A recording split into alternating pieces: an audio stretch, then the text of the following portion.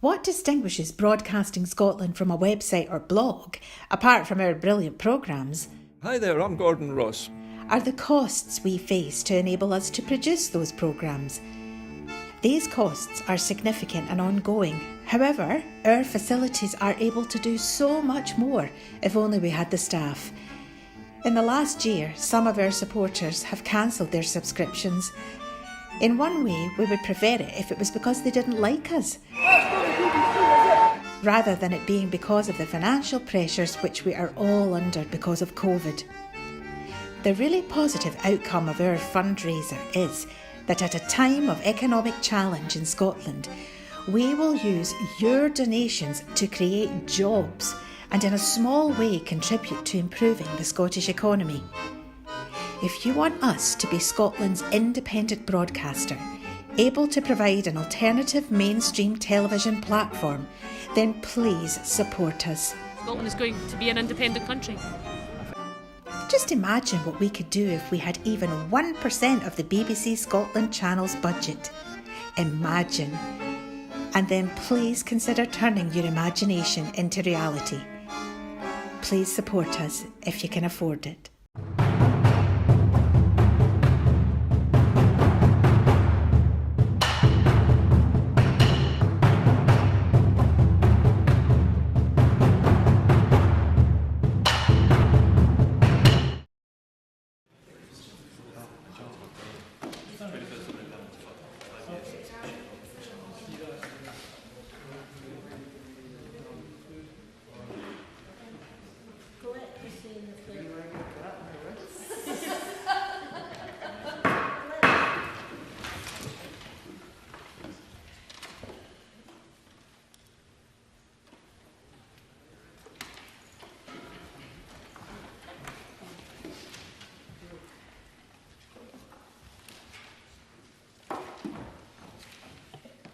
Good morning. Can I remind members of the COVID-related measures that are in place and that face coverings should be worn when moving around the Chamber and across the Holyrood campus?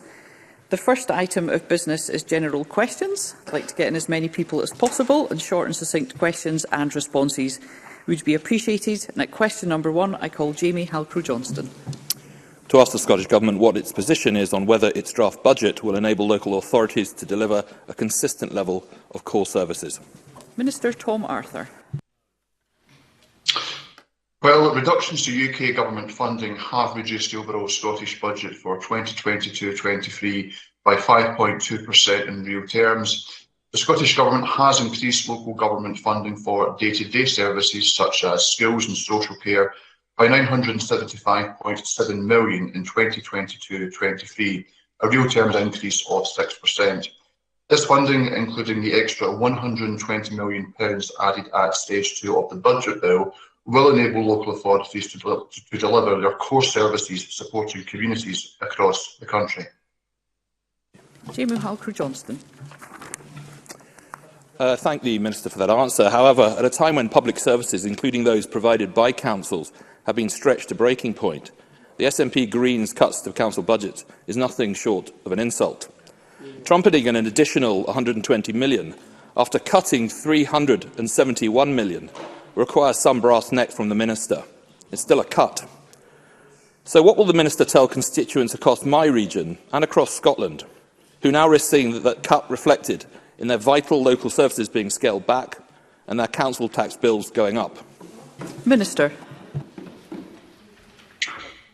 Well, I thank the member for his supplementary question. I want to be clear, I recognise the outstanding and vital work that local authorities do across Scotland.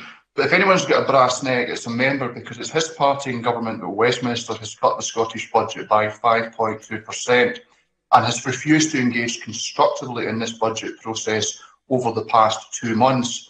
The reality is we have a reduced budget and we have given a fair settlement to local government with a real terms increase in the local government settlement. And I hope perhaps in future budgets the Conservatives might want to engage in a more mature and considered fashion, where instead of just calling for funding increases, we state clearly where that funding should come from. Liam MacArthur. Thank you. The leader of Orkney Islands Council last week announced he was withdrawing from COSLA, denouncing the settlement from the Scottish Government as the worst of any local authority. Does the Minister believe that such treatment of Orkney Islands Council reflects a government committed to island proofing and supporting our island communities? Minister.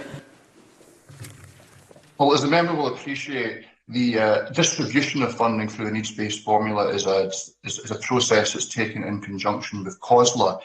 Our deliberations in this Parliament are with regards to the overall local government funding settlement, and as I said before, there has been a real terms increase for that settlement. And I would again make the point, if members wish to see in future budgets more money for one budget line, then they have to identify the corresponding budget line where there should be a reduction. Question number 2, Rona Mackay. Thank you, Presiding Officer. To ask the Scottish Government whether it will provide an update on its plans to introduce trials for a 4-day working week. Minister Richard Lockhead. We are committed to establishing a £10 million fund to allow companies to pilot and explore the costs and benefits of moving to a shorter 4-day working week, and we are in the early stages of developing this pilot and are committed to developing a comprehensive design for the pilot over the next year, supported by an initial £500,000 of funding. Our work will be informed by experience drawn from similar projects in other countries and, of course, elsewhere in the UK. Rona Mackay. Thank the Minister for that answer. The pandemic can be used as an impetus to change the dynamic of work for the better. What work is the Scottish Government undertaking to ensure workers' voices and rights are at the heart of any upcoming 4-day week trials across the country? Minister. Well, the member's right. The pandemic has served to intensify interest in and support for more flexible working practices, and we've already seen the possibilities and positives of adopting alternative working practices for a better and more inclusive balance between work and people's personal lives. Ministers have met and continue to regularly meet with trade unions to ensure that workers' voices and rights are at the heart of these pilots, and that will be a guiding principle as we move forward. Stephanie Callaghan. Thank you, Presiding Officer.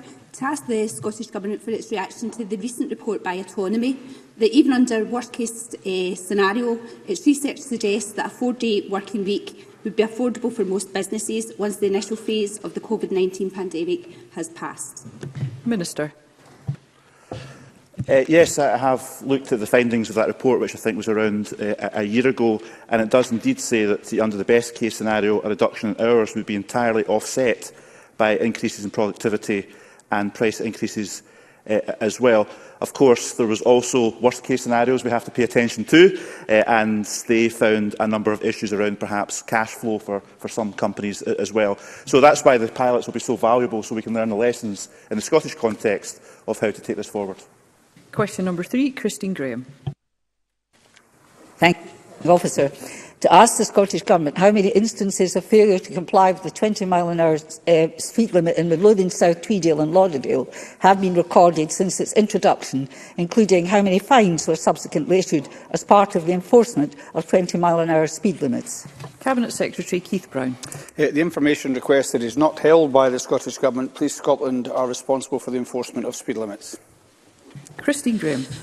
I thank the Cabinet Secretary's response. So my next port of call is obviously Police Scotland. Stow, a village in the border through which the A7 passes, has had long-standing issues with speeding by both cars and commercial vehicles. Anxiety increased because the pavements are narrow and can't be widened. Residents in the local community council thought the 20-mile-an-hour speed limit would have a major impact on speeding, but breaches, I am told, are frequent. What can the community do beyond contacting Police Scotland? Cabinet Secretary.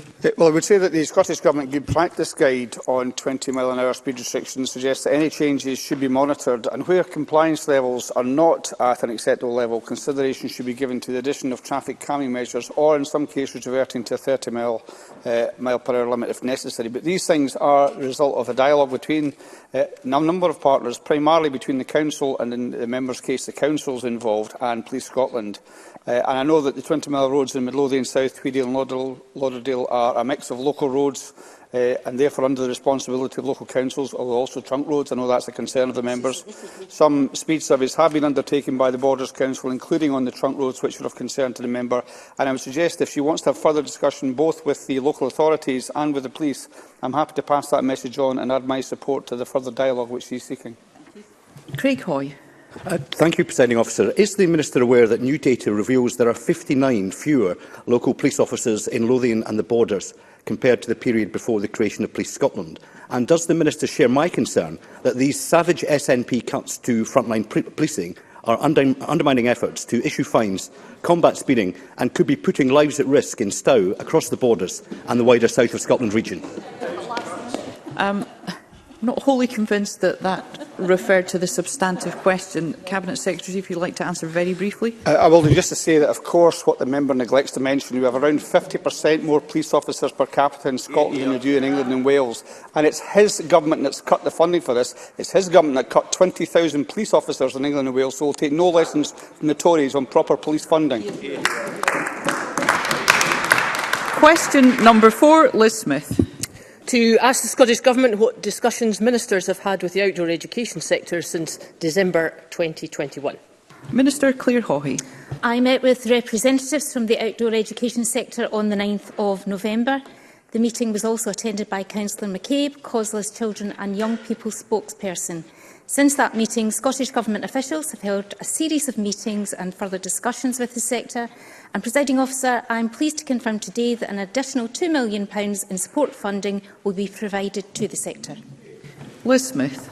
Can I warmly welcome that £2 million commitment from the Scottish Government? I think it's absolutely essential that that money is there to safeguard our outdoor education centres. Could I also, however, ask the Minister if she could comment on the article by Martin Davidson from the Outward Bound Trust in the Scotsman today, to ask the Scottish Government what it is doing to address the inequalities in access to outdoor education for residentials for many children across Scotland. Minister.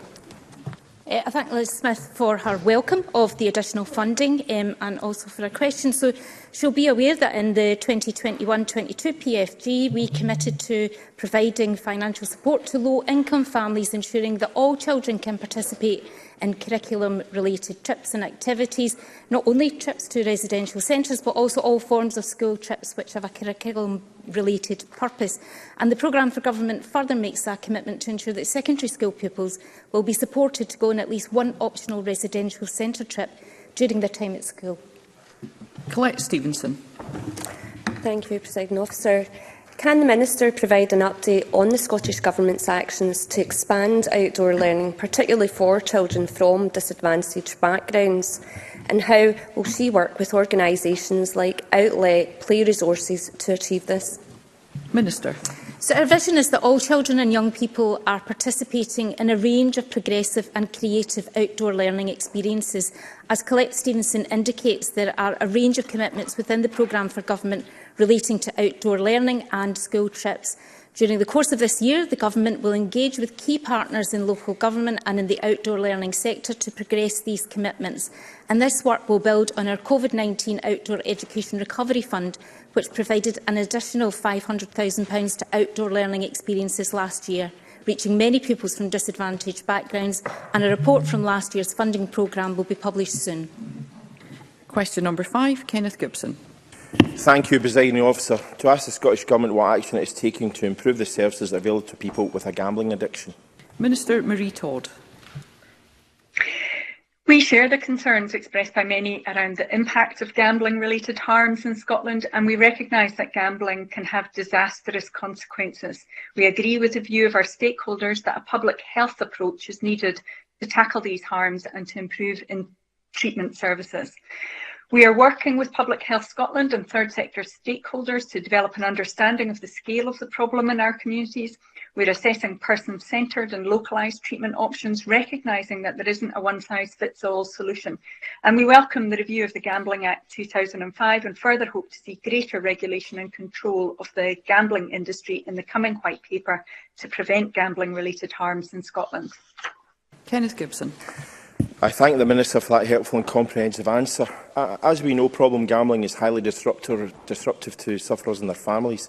Gambler-aware research found that 1 in 5 problem gamblers spent more on the habit during lockdown, with young people particularly likely to increase their gambling. Will the Minister therefore considering establishing or supporting the establishment of a residential clinic specifically for gambling addicts in Scotland? Minister.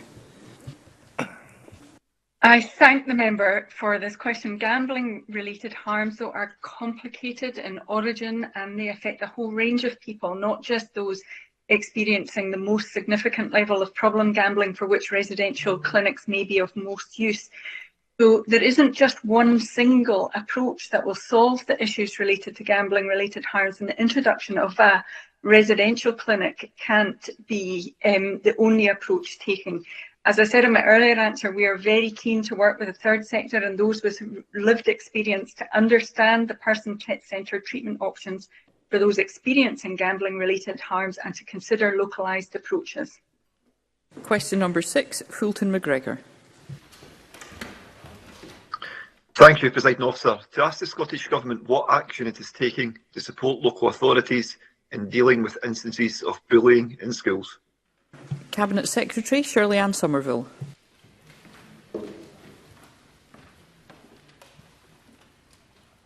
Whenever it arises. In 2017, we published updated anti-bullying guidance for all adults working with children and young people.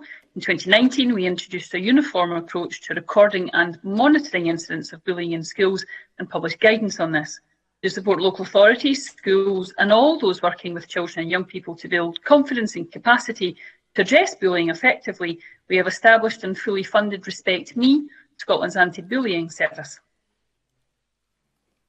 Fulton McGregor. I thank the Cabinet Secretary for that response. In the last few weeks, I have been dealing with 4 constituent queries relating to significant alleged bullying in schools, 3 in secondary schools and 1 in a primary school.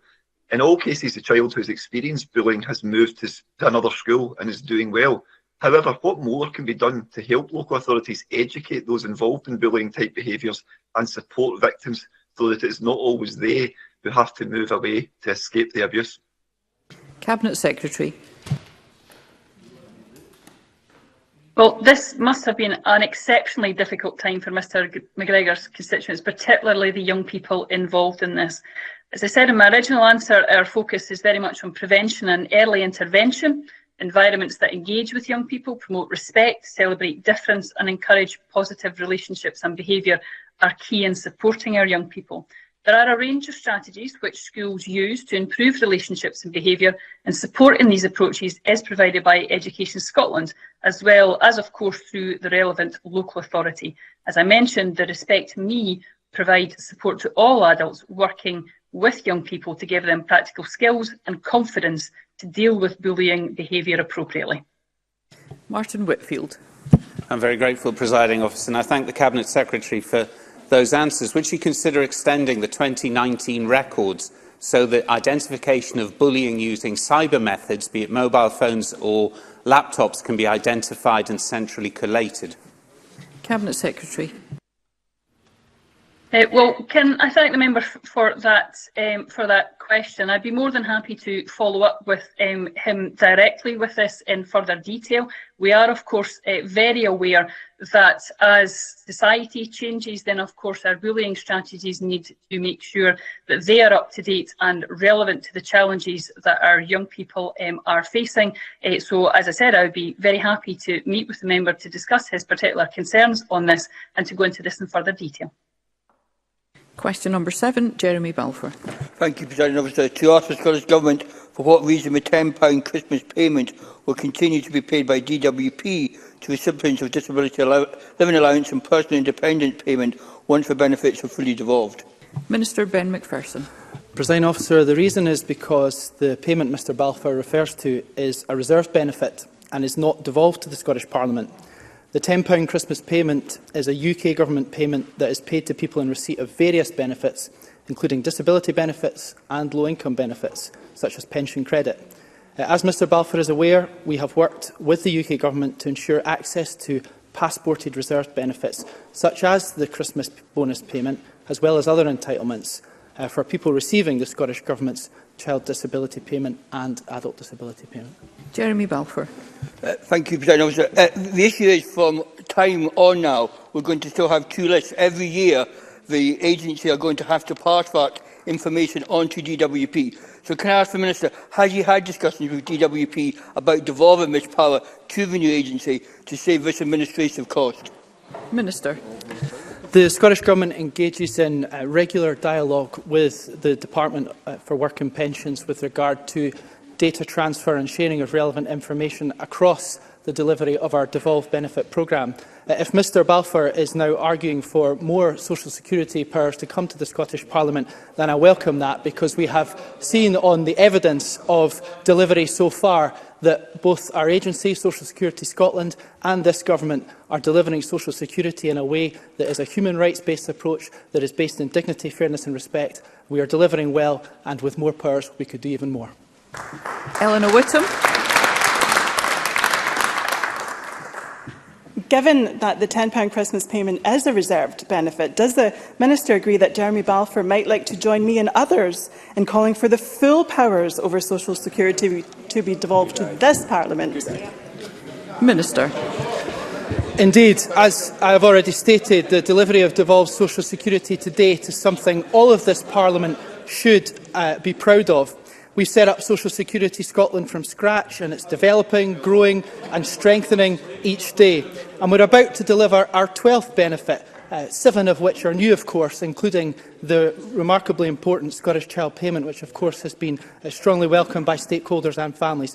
And importantly, Presiding Officer, we are making a really meaningful difference for thousands of households, spending £361 million extra above the fiscal framework and giving extra help. And if we compare this to DWP, who of course withdrew £20 a week from family budgets, who of course have been found to have wasted billions of pounds worth, £8.3 billion in PPE contracts and also £4.3 billion in fraud write-off. So we are delivering well, we are delivering proficiently, and with more powers we will be able to make an even bigger difference for thousands of families. So I, along with many, many others in Scotland, look forward to the days coming soon when we will gain and utilise more powers to make an even bigger difference together. That concludes general questions. The next item of business is First Minister's question. Question number 1. I call Douglas Ross. Thank you very much, Presiding Officer. The COVID pandemic began more than 2 years ago. The Scottish Government has had all that time to make our schools fit for use. Why then, First Minister, are we in the position, after so much time, that one of your government's ideas to protect kids and teachers is to chop the bottom off of classroom doors? First Minister. Firstly, our schools are fit for use, thanks to the dedication of teachers and other school staff, thanks to the sacrifices of young people and their parents. We've managed to keep our schools open during some of the most challenging phases of this pandemic, and that's a credit to everybody in our education system. The Scottish Government continues to take a range of measures to ensure that children and staff working in schools are as safe as it is possible for them to be. One of those measures, of course, is one that Douglas Ross, against all logic and most expert evidence, opposes, which is asking staff and pupils in our secondary schools to wear face coverings, a basic mitigation. But on this issue of ventilation, this seems to me Douglas Ross is shouting, chopping the bottom off of doors. Let me just, when you're trying to improve ventilation in a room, there's a number of things you need to do. Partly that can be about air filtration to purify the air.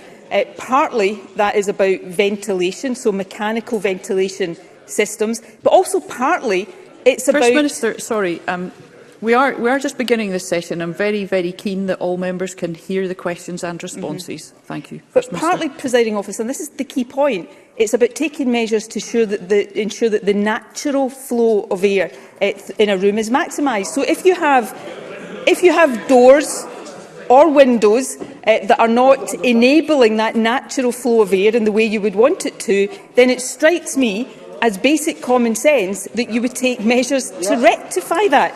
And so what we've done is give additional money to local authorities to allow them to take whatever steps, air filtration systems, mechanical ventilation, or basic rectification of the structure of classrooms to improve the natural flow of air.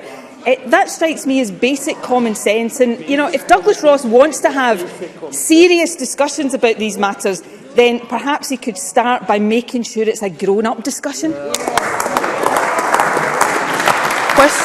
Douglas Ross. I do want to have a serious discussion about this, and this is a grown-up matter and issue, and it was telling in a very long answer, several minutes there, the First Minister couldn't even bring herself to accept. This is chopping the bottom off of doors. However she tries to dress it up, however she tries to say it's basic common sense, it has been met with derision, because it is a serious issue here, and there is more consequences as well. Safety issues, concerns about the risk from fire from this plan have been raised. This morning, a retired firefighter wrote to us. He said, and I quote, "The doors in a school are essential for holding back heat and smoke should a fire start." The First Minister wants a grown-up and serious conversation about this. So does she agree with that quote from the retired firefighter? And can she stand up and tell us what consultation her government had with the Scottish Fire and Rescue Service about these plans? First Minister. This is an absurd line of questioning. Can I just say, first of all, to aid Douglas Ross's understanding of this, we're not requiring local authorities to chop the bottom off every door in every classroom across the country. But if it is the case, I actually can't, I'm struggling to believe that I'm having to take Douglas Ross through this in such a basic manner. The first point, presiding officer, is this one. If a door is hung in such a way that it is inhibiting the natural flow of air, then one of the options a local authority should have is to rectify that. And we're giving them some money to do that. First Minister, sorry, can I just ask you to pause for a minute? I'm finding it difficult to hear the First Minister from here. I would be grateful if we could have just a bit of respect when people are asking questions and responding to them. Thank you. I find it quite difficult to believe the infantile approach of the Scottish Conservatives to really serious issues. So that's the first point. The second point is health and safety, of course, apply to all of the decisions that a local authority would make about deciding which measures to take. This is about Scottish Government giving local authority the financial wherewithal to do what they consider necessary to improve airflow and ventilation in schools. In most of the spaces in our education estate will not need any of these measures, but where that is buying air filtration systems, HEPA filters, for example, they will have the ability to do that. Where that is about deploying mechanical ventilation, they will do that. But yes, where that is about making some basic structural changes to aid the flow of air, they will do that too. That's basic common sense, which is perhaps why, I don't know, why it is evading Douglas Ross. Douglas Ross. I don't know why it is evading Nicola Sturgeon just to accept this is chopping the bottom off of doors. It may be basic structural changes in the SNP and Nicola Sturgeon's language, but it is basically chopping the bottom off of doors. And to call it an infantile approach to the questions that I'm putting forward, it was interesting in that answer. The First Minister could not bring herself to respond to the retired firefighter who's raising concerns and to confirm to this chamber, what discussions and what consultation she had with the Scottish Fire and Rescue Service about the changes her government are asking councils to make across Scotland. But the First Minister also said there are a range of measures in place, and some of these are much more appropriate, but they're being delivered far too slowly. So let's look at one of these, and she's just mentioned the HEPA filters. Bringing in air filters for classrooms, that's a far more sensible approach that's been welcomed and agreed by every party in this chamber. So again, asking the First Minister to answer a basic question, can she tell us how many of these essential filters her government have distributed across Scotland and how many are up and running in our classrooms right now? First Minister.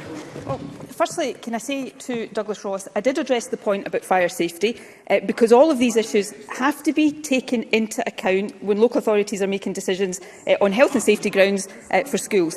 The second point I would make is this one. Is Douglas Ross really saying to me that if it is in the judgment of the people who make these health and safety decisions for local authorities about our school estate, if their judgment is that the way a door is hanging is inhibiting the airflow, then he thinks there shouldn't be any rectification made to that. That's why I think it is utterly infantile to do this. And finally, on the point about HEPA filters or air cleaning filtration units, which are temporary solutions, incidentally. These are not recommended to be long-term permanent solutions for improving ventilation. We're not distributing these to local authorities.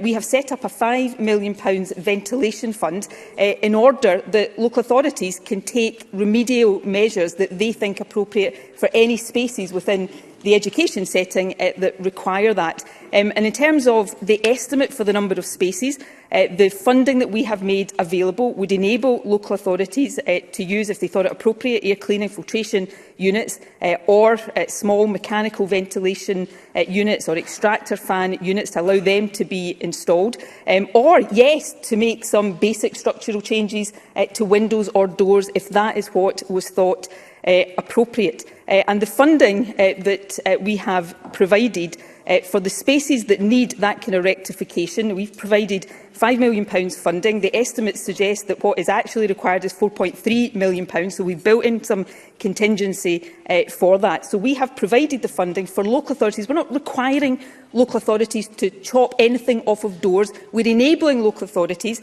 guided by health and safety considerations, to take the actions they consider necessary. The only thing I think that has been chopped off during this session of First Minister's questions, and it's entirely self-inflicted by Douglas Ross, is his own legs at the knees.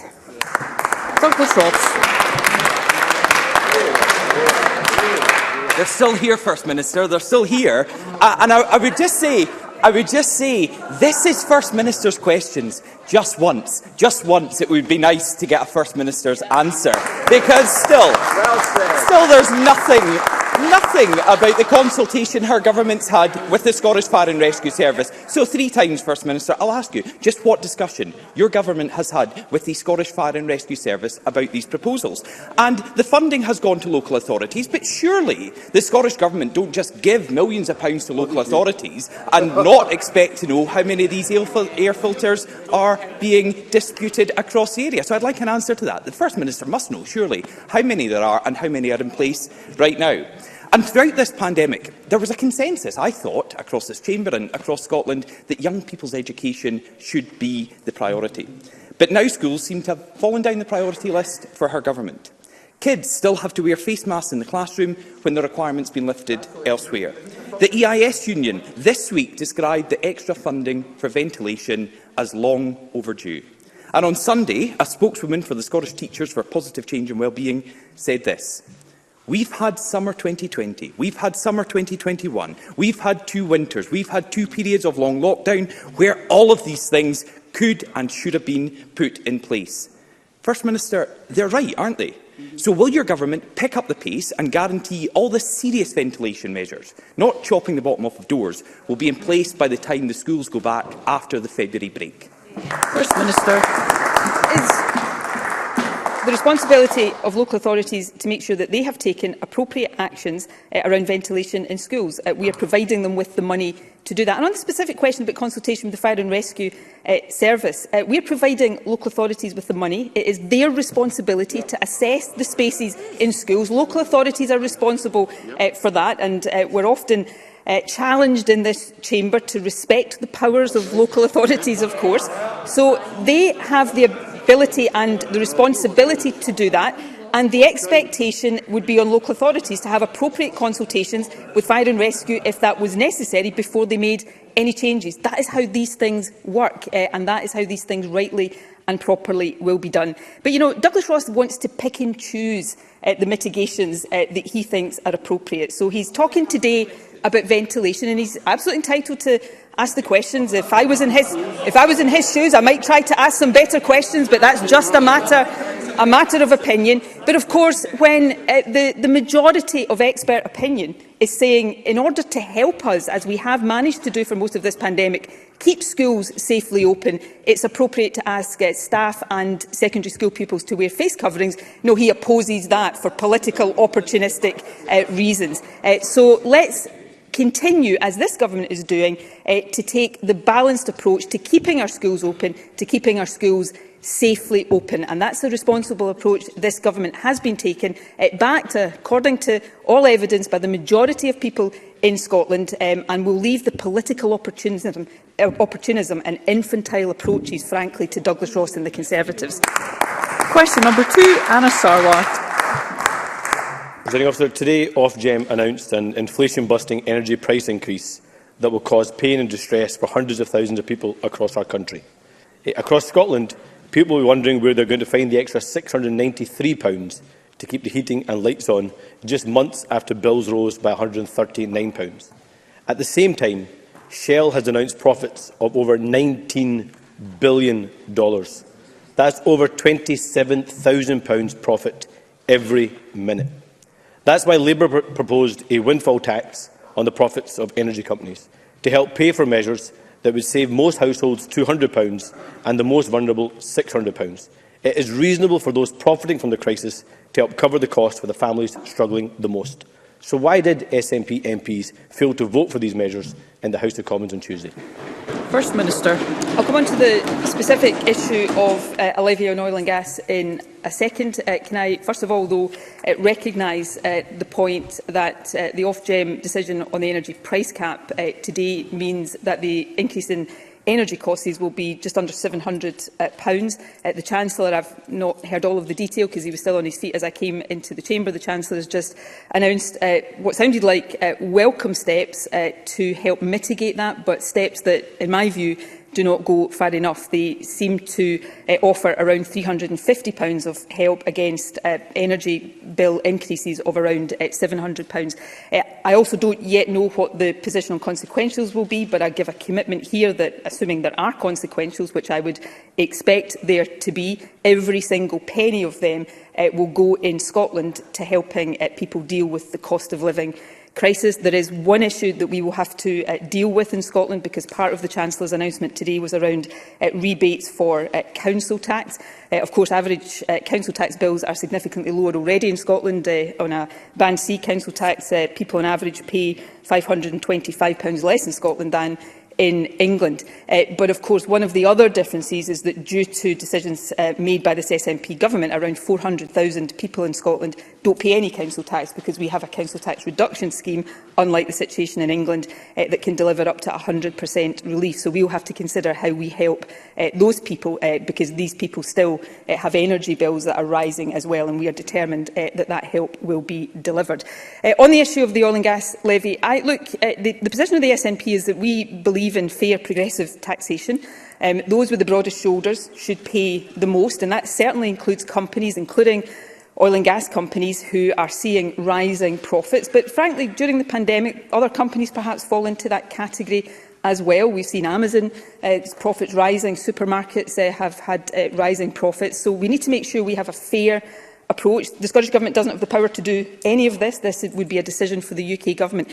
The only caveat I would put on this, though, is that we need to make sure that, in rightly providing as much help as possible for households the length and breadth of the UK, the burden of doing that doesn't just fall on people, jobs and investment in the north east of Scotland, at a time when we're trying to make the transition from oil and gas to renewable energy to meet our net zero targets. Westminster governments for decades now have seen the north east of Scotland as a cash cow. So let's make sure that whatever way the UK Government chooses to fund the help that I agree with Anna Sarwar must be provided, then it's done fairly, so that all companies with the broadest shoulders get the chance to contribute to that. Anna Sarwar. First Minister, one company in 1 year, $19 billion in profit, £27,000 a minute in profit. A one-off windfall tax isn't going to mean they're going to disappear. They're not going anywhere.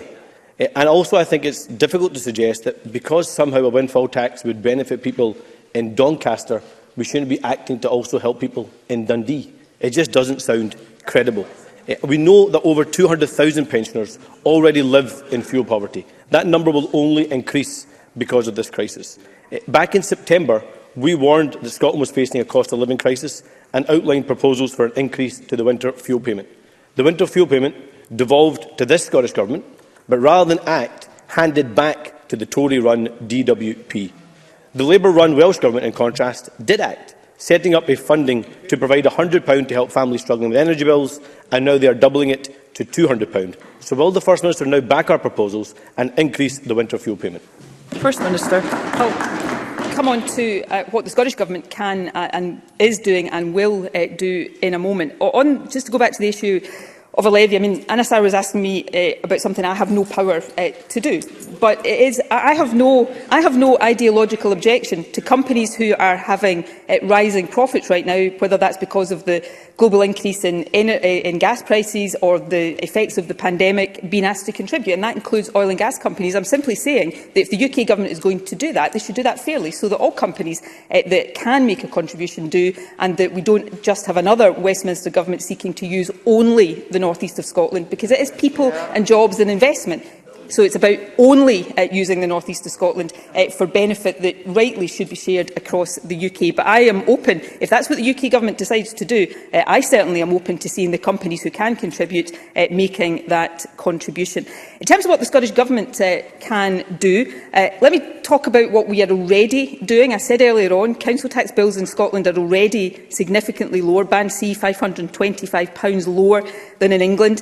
In terms of the difference in Wales with a Band C council tax, £376 lower on average in Scotland than in Wales. We have a council tax reduction scheme that gives 100% relief to around 400,000 people. In Scotland, that is not available in most parts of England, for example, but on payments during the pandemic, so around 500,000 households just towards the end of last year got a £130 support payment because of the pandemic. And of course, more recently and more relevantly to this issue right now, we have established the £41 million Winter Support Fund, which is helping people keep their homes, helping people with rising food costs, and will allow support to be given to those who most need it. So we'll continue to do everything we can, including passing on any and all consequentials that come from the Chancellor's announcements today. Anna Sarwar. First Minister missed the point. Things are getting worse right now. People are getting pressure on their bills right now. These are proposals that predated the cost of living crisis. And the First Minister says that we should look at that tax across the board. The proposal was there on Tuesday. SNP MPs failed to vote for a tax on companies that are profiting $19 billion in 1 year.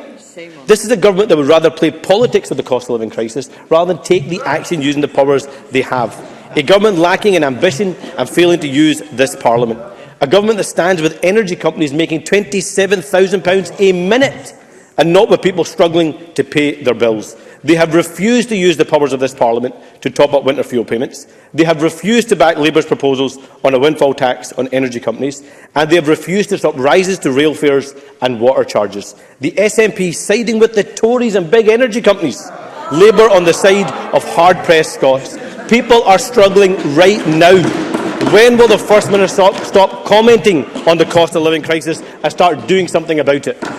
First Minister. I know the script was written before my answers, but Anna Sarwar could still have listened to my answers. I am not opposed to oil and gas companies making a contribution because their profits are rising. I am not opposed to that. I'm simply saying these approaches should be fair and equitable. That is the point I'm making. And I'm also making the basic point that I don't have the power over that. If Anna Sarwar wants to join me to demand these powers to come to the Scottish Parliament, then we might make some progress.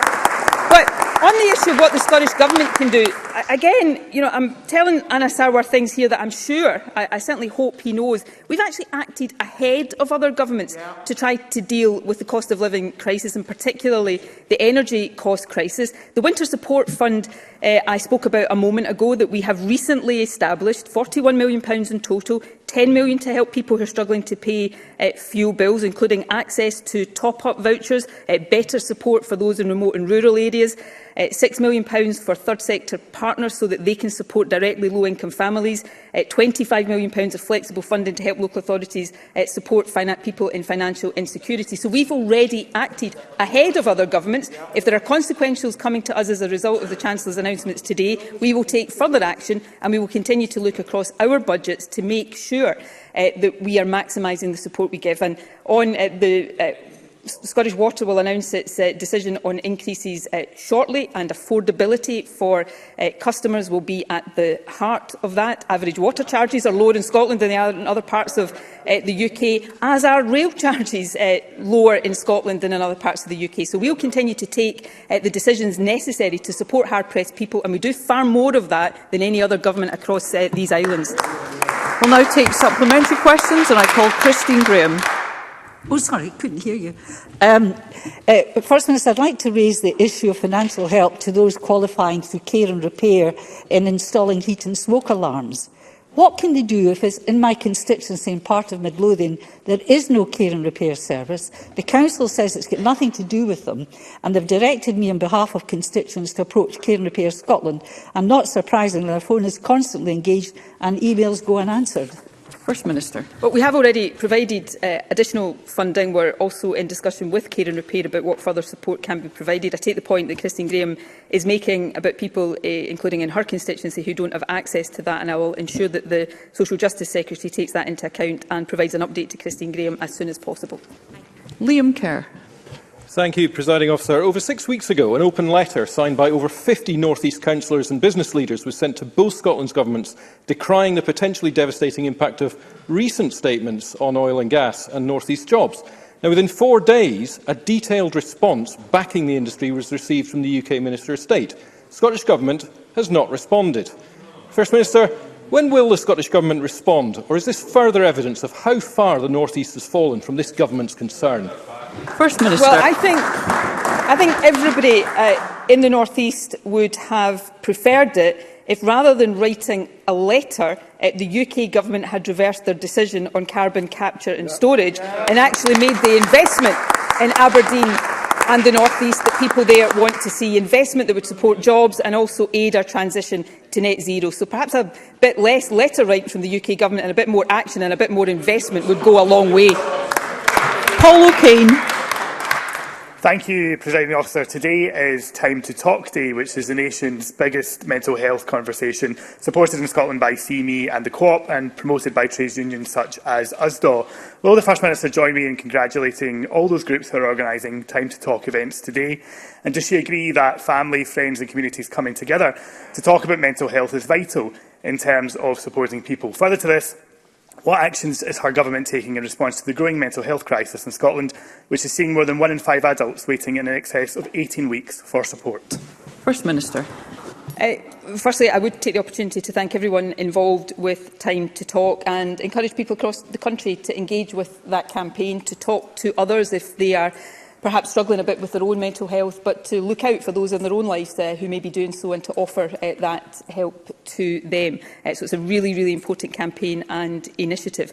The Government is investing heavily in mental health services, and we need to continue to do that. We obviously had rising demand, putting pressure on services before the pandemic. That will even more be the case, is even more the case now. So we are increasing investment. We're also seeking to reform how services are delivered, not least for children and adolescents, and we will continue that work. But I think we increasingly have to look at different, more innovative ways of providing mental health support. I had the privilege yesterday of visiting Scottish Opera in Glasgow to welcome the opening of the culture and entertainment sector, and heard a lot about the work they are doing with people who've been struggling, people with long COVID, for example, using the power of song and music and culture to aid people. So I think there's lots of organisations and people out there, as well as the government investment in NHS services, that we can harness to ensure that we are a society emerging from this pandemic, recognising the trauma and the mental health impact of it and acting in an overall way to deal with that. And it's a responsibility the Government takes extremely seriously.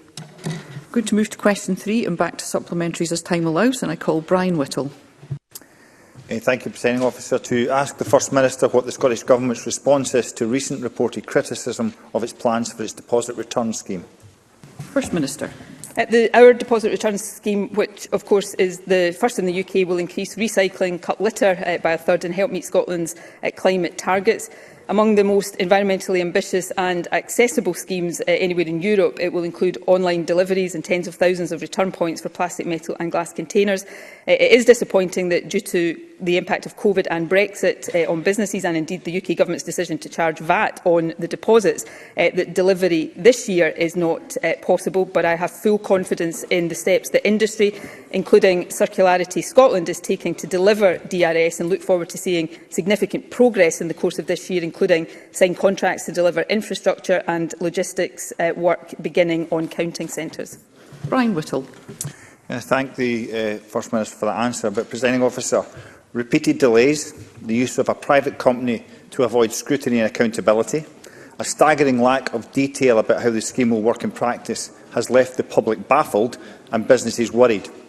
A recent pilot by the Welsh Government of a digital scheme allowing homeowners to participate in the DRS using curbside collection and avoiding the need for bottles to be transported to the reverse vending machines has yielded some interesting results, yet the Scottish Government scheme has no facility for this. Meanwhile, the Scottish Government Minister for the Circular Economy has spent more time announcing delays than she has addressing the public's concern.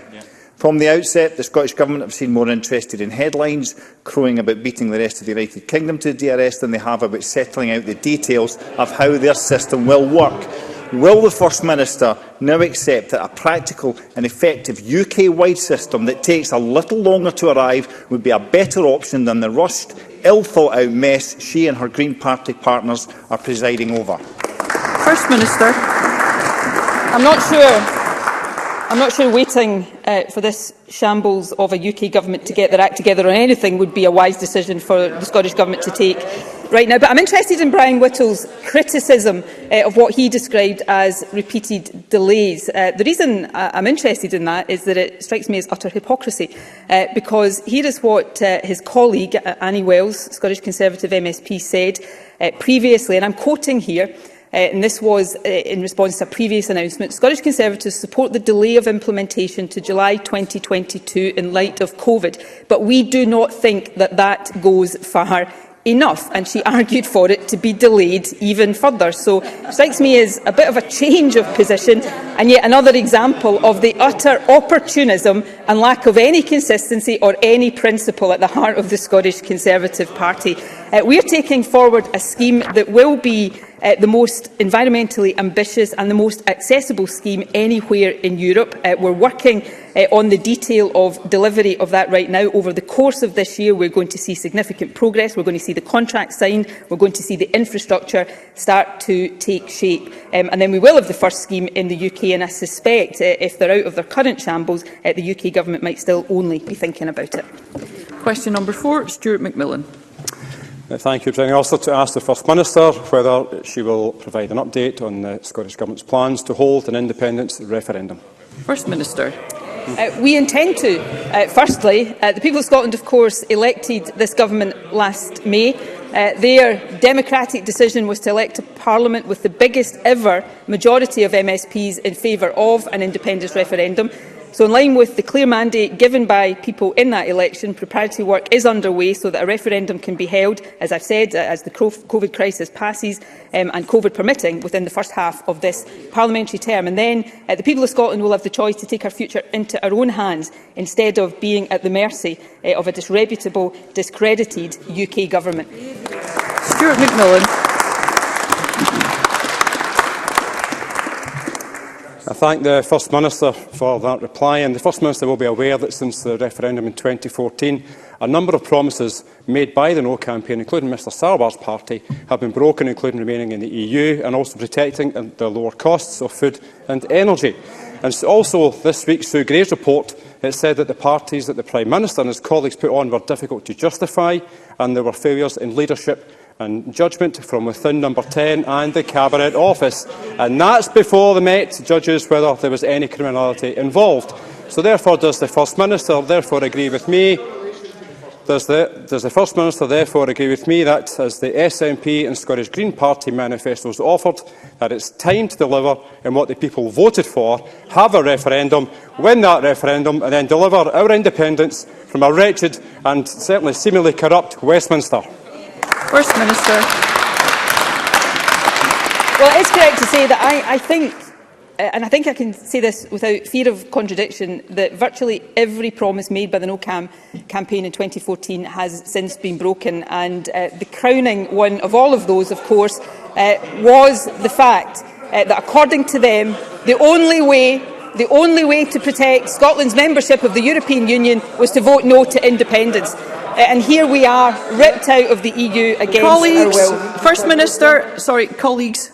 Can we please have a bit of quiet so that we can hear the First Minister? See, there's a key point here, Presiding Officer, because independence is about aspiration, it's about empowerment, it's about taking our destiny into our own hands so that we can build a better future. And I think it's because they fear the power of that positive argument that Tories, Labour, Liberal Democrats want to deny Scotland the choice. And of course, what is the alternative right now? To be governed. First Minister. The First Minister is responding to the question. No one else in the chamber is responding to the question at this moment, and I'm sure we'd all like to hear the answer. Thank you. Any political party in this chamber that was confident in their arguments around independence would not be desperate to deny the people of Scotland the right to make that choice. And the alternative to independence is to continue to be governed by parties at Westminster that we don't vote for. And right now that is by a disreputable, discredited government and a Prime Minister, frankly, with no integrity, no shame and no moral compass. A Prime Minister that even Douglas Ross doesn't think is fit for office. Scotland can do better than that, and with independence we will do better than that. Murdo Fraser. Thank you, Presiding Officer. Is it really now the SNP position that pensions in an independent Scotland would be paid by taxpayers in England? First Minister. I think he should pay more attention to the UK Government's position on this. He might find it gives them a bit of a shock. But let me set out the position.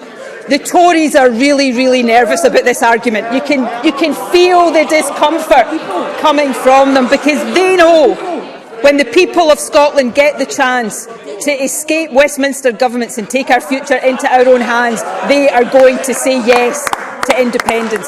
When Scotland votes for independence, as was the case in 2014, the distribution of existing UK liabilities and assets, including those related to pensions, will be subject to negotiation, and Scotland will fully pay its way in that. But the key point here is for those in receipt of pensions, and it is what the Minister for Pensions at the time in the UK Government, Steve Webb, confirmed, that people with accumulated rights would continue to receive the current levels of state pension in an independent Scotland. People will notice no difference. So perhaps the difference they might notice is that an independent Scotland might be able to improve the level of pensions rather than have, as the UK does, one of the lowest pension levels in the whole of the developed world. Question number 5, Katie Clark. To ask the Scottish Minister whether the Scottish Government will give a commitment to keep ferry services in public ownership. First Minister. I'll be very clear in the commitment. We have no plans whatsoever to privatise public service ferries, and contrary to concerns expressed in recent press reports, we have no plans whatsoever to split up the CalMac network. These ferry services are delivered through public contracts in line with relevant procurement requirements and guidance. This ensures control over service levels, timetables and fares, and the contracts, of course, are operated right now by CalMac and Serco Northlink. The report that gave rise to these concerns has yet to even be received by ministers. Once we have it, we will study it with interest, but by definition it represents the views of the authors, not ministers. Katie Clark. I am pleased that the First Minister seems to have ruled out privatisation. Will she commit to publishing the report once she has it, rule out any parts of the current CalMac contract being awarded as a private contract, as well as the full privatisation of CalMac? And does she accept that the current ferries crisis is as a result of a failure to invest in new fleet since 2007, with over 1,000 ferry sailings delayed over the last 5 years due to mechanical issues? And will she commit to a long-term ferry plan to invest in new fleet as part of an industrial strategy to build in Scotland? First Minister.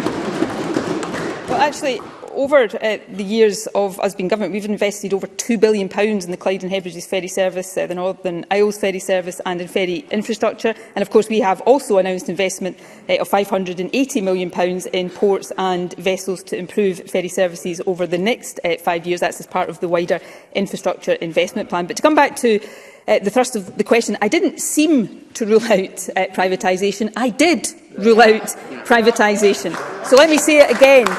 We have no plans whatsoever. We will not privatise our public service ferries, and equally we have no plans to split up the CalMac network. So that's the position of the Scottish Government, and we will continue to invest in our ferry network to give people in our islands the service they have every right to expect. Jenny Minto. Thank you, Presiding Officer. As the First Minister has just said, the Scottish Government has committed £580 million to fund new ferries and port investments over the next 5 years. The soon-to-be-deployed MV Loch Frisa is the most recent example of the Scottish Government's strong commitment to our islands. Given the fragile nation of many island communities and their dependence on ferries, does the First Minister share my view that Labour's scaremongering on the future of ferry services is extremely unhelpful at a time when the Scottish Government is taking positive steps to combat the trend of depopulation in many Scottish islands? First Minister. I absolutely agree with Jenny Minto that it is unhelpful for anybody to erroneously speculate about the future of our ferry services. I think that does a disservice not only to island communities but to the crews and staff at CalMac who strive to deliver lifeline services throughout the pandemic in really challenging circumstances, and let me take the opportunity to thank them for all of their efforts. As I said in my previous answer, we fully recognise the need to invest properly to support the lifeline ferry network, and that is underlined by the commitment I've already referred to, the £580 million as part of the infrastructure investment plan. And as has just been noted, this includes the purchase of the MV Loch Frisa and will also support 2 new vessels for Isla, infrastructure on the Skye Triangle and many other important projects. Question number 6, Ross Greer. Thank you. To ask the First Minister how the Scottish Government is working with local authorities to reduce air pollution. First Minister. Our new air quality strategy, which was published last year, sets out a series of actions to reduce air pollution over the next 5 years. We work closely with COSLA and local authorities on the delivery of these actions and provide £2 million per year in direct support. We're also introducing low-emission zones in Scotland's 4 largest cities, supported by £3.8 million of direct funding. An additional £9.9 million is available for businesses and public transport and those most in need affected within those cities in this financial year. In addition, we have a £500 million funding commitment to active travel over the next 5 years and are committed to reducing motor vehicle kilometres by 20% by 2030. Ross Greer. The First Minister will be aware of the recent Friends of Air Scotland report showing how far we have to go to protect public health from air pollution. Eastern Bartonshire Council and my region actually intend on removing the air quality management area covering Drimmen Road in Bearsden, which includes Bearsden Primary. This is on the basis of disputable conclusions about air quality improving in recent years, i.e. during periods of lockdown. Scottish air pollution limits are based on guidance published by the World Health Organisation in 2005, but updated WHO guidance published last year explains why limits have to be far, far lower to protect people from harm. Bearsden's air quality management area even now is recording air pollution 3 times the WHO's new recommended limit. So can I ask the First Minister if the Scottish Government will delay consenting to the removal of any air quality management areas while it considers whether to adapt air pollution limits to better reflect the WHO's expert advice? First Minister. Well, before I come on to the particular important local issue, let me just deal again with the general point. The number of monitoring sites exceeding air quality objectives in Scotland is reducing. Targets are being met across the vast majority of Scotland, although there are some pollution hotspots in some of our cities and town centres, and we work closely with local authorities and other partners to address these hotspots as quickly as possible. And of course, the commitment to low emission zones in the 4 largest cities is an important part of that. The Scottish Government will await Eastern Bartonshire Council's formal application to revoke the Bearsden Air Quality Management Area, should that be forthcoming, before making any final decision. And I can assure Ross Greer that any decision that requires to be taken and falls to us to take will be very, very carefully considered, and all of the relevant data and advice will be taken into account. Of course, should revocation take place, and I would emphasise the word should there, that is hypothetical, we would expect the Council to continue air quality monitoring in the area and to continue implementing the measures set out in the Bearsden Air Quality Action Plan. Call Alexander Stewart. Presiding Officer, First Minister, a recent report identified that thousands of women could be at risk from gambling harm in Scotland, and this has been exacerbated during the pandemic. Gambling can have a serious detrimental effect on families, psychologically and physically. So can I ask what the Scottish Government can do to support these women to end the stigma attached to gambling, which can prevent them from seeking the urgent support they require? First Minister. This is an important issue. Certainly in the past, there have been complications around the devolved, reserved split of responsibilities here. But nevertheless, the Scottish Government will consider any action we can reasonably take. We'll consider the report very carefully. Gambling is or can be a very damaging addiction, and I certainly note the findings about women in particular being affected by this. So we will consider that report carefully, consider what further actions we can take, and I will ask the relevant Minister in due course, once we've had the opportunity to do so, to update the member accordingly. Carol Mockin. Thanks. Thank you, Presiding Officer. Despite the pain and suffering we know to have been felt by many who have had surgical mesh implants, on January the 25th, the Scottish Government signed a deal with mesh providers to provide more mesh surgery for the next 24 months at a cost of £3.5 million. Given we know the extent of post-operative problems with mesh, is the First Minister aware of any alternatives offered, such as natural tissue repair? And given the experiences of mesh campaigners, will she commit to an independent review into all mesh use in Scotland so we can better understand the scale of what seems to be an increasing problem? First Minister. This is a really important issue, and one the Government has been working hard on in a range of different ways, of course with the contribution of MSPs from parties across this chamber to try to deal with the impact of mesh on women. I'm going to study, if Carol Monaghan will allow me to study the detail of her question there and come back to her in writing in case I don't deal with all the aspects of it in this answer. Of course, all surgical mesh has been suspended at the moment. The position that transvaginal mesh, the position introduced by Jean Freeman, stands.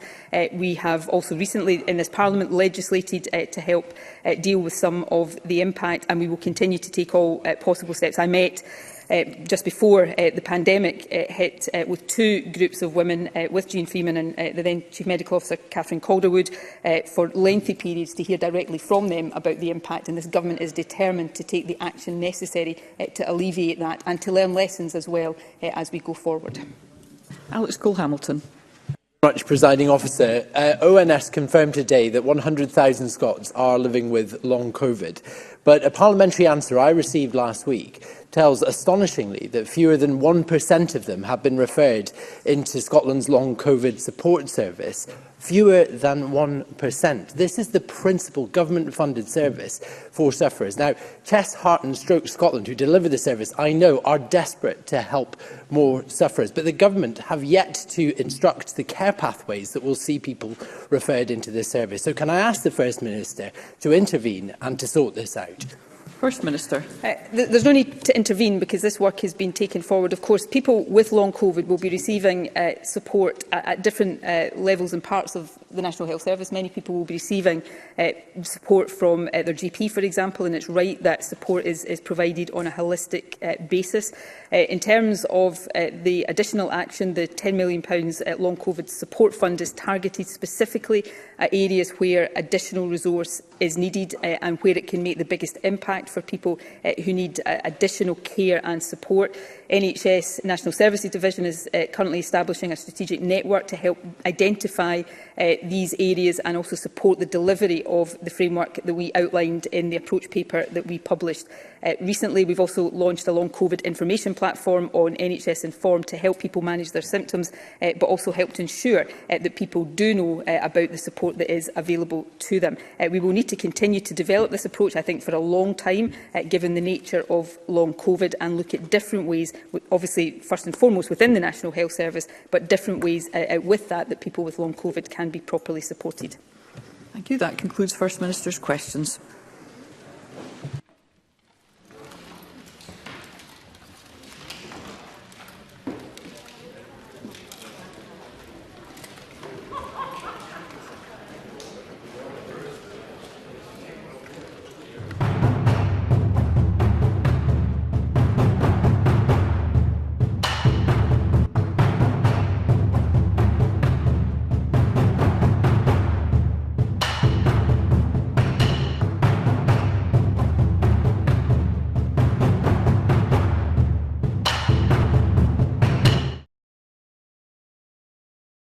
What distinguishes Broadcasting Scotland from a website or blog, apart from our brilliant programmes? Hi there, I'm Gordon Ross. Are the costs we face to enable us to produce those programmes. These costs are significant and ongoing. However, our facilities are able to do so much more if only we had the staff. In the last year, some of our supporters have cancelled their subscriptions. In one way, we would prefer it if it was because they didn't like us, rather than it being because of the financial pressures which we are all under because of COVID.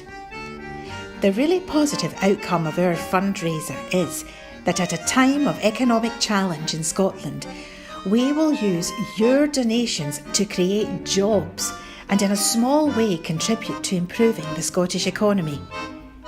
If you want us to be Scotland's independent broadcaster, able to provide an alternative mainstream television platform, then please support us. Scotland is going to be an independent country. Just imagine what we could do if we had even 1% of the BBC Scotland channel's budget. Imagine. And then please consider turning your imagination into reality. Please support us if you can afford it.